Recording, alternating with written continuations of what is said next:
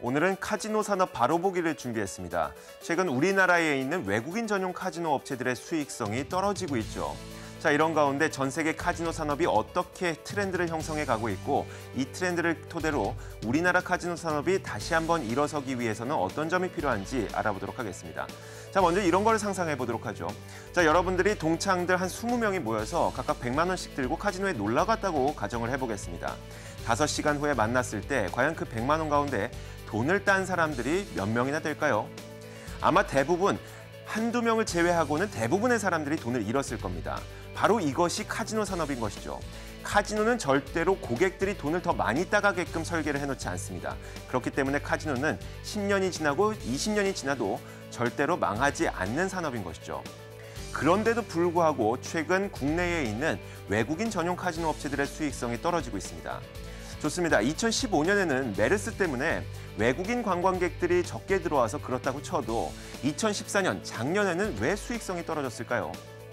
거기에다가 국내에 내국인들이 출입할 수 있는 강원랜드라는 카지노의 1년 매출이 이 외국인 전용 카지노, 전국에 있는 16개 외국인 전용 카지노의 매출을 모두 다 합쳐도 내국인 카지노의 매출이 더 큽니다.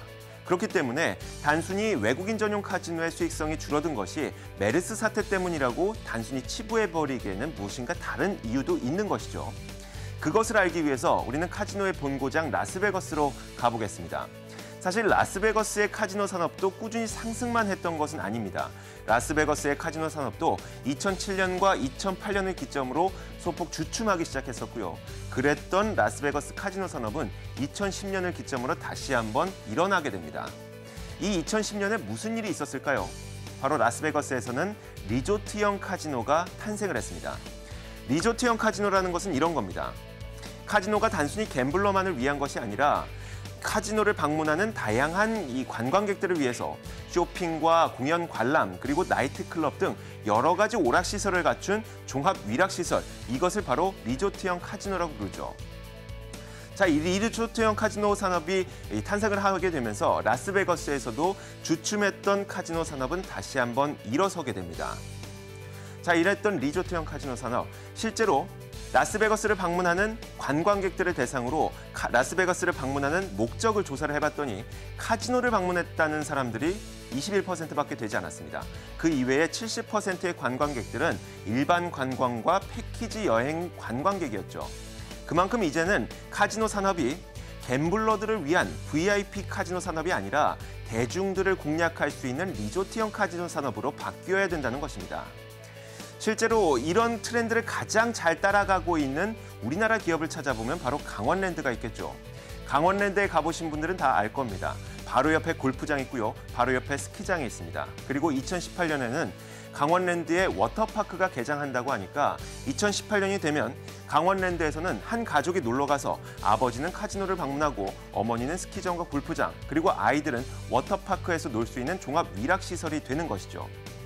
자, 이렇게 리조트형 카지노가 탄생을 하면서 우리나라 카지노 산업도 대중을 공략해야 되는 것입니다.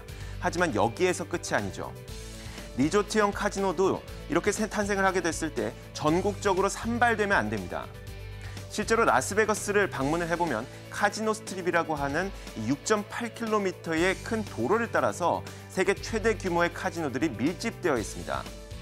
우리나라도 이런 식으로 형성이 돼야 되는 것이죠. 아마 도박을 몇 번 해보신 분들은 다 느낄 겁니다.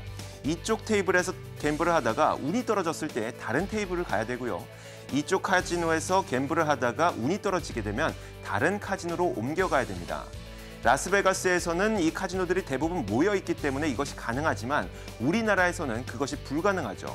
만약에 인천에서 카지노를 즐기다가 운이 떨어졌을 때 가장 가깝게 서울을 갈 수 있습니다. 그리고 조금 멀리 가려고 한다면 부산과 제주도까지 멀리 가야 되는 것이죠. 그러면 도박을 하러 다른 카지노로 옮기겠습니까? 아예 안 가고 말겠죠. 정리해보자면 이렇습니다. 지금 주춤하고 있는 우리나라의 외국인 카지노 산업이 다시 한번 상승을 하기 위해서는, 다시 한번 일어서기 위해서는 이제는 갬블러만을 위한 카지노가 아니라 온 가족을 위한 리조트형 카지노가 계속 탄생을 해야 되는 것이고요. 이런 리조트형 카지노도 전국에 산발적으로 위치한 것이 아니라 한 지역의 클러스터, 즉 단지를 형성해서 있어야 된다는 것입니다. 이것이 바로 우리나라 카지노 산업을 다시 한번 일으켜 세우기 위한 방안인 것이죠. 시장을 읽는 남자였습니다.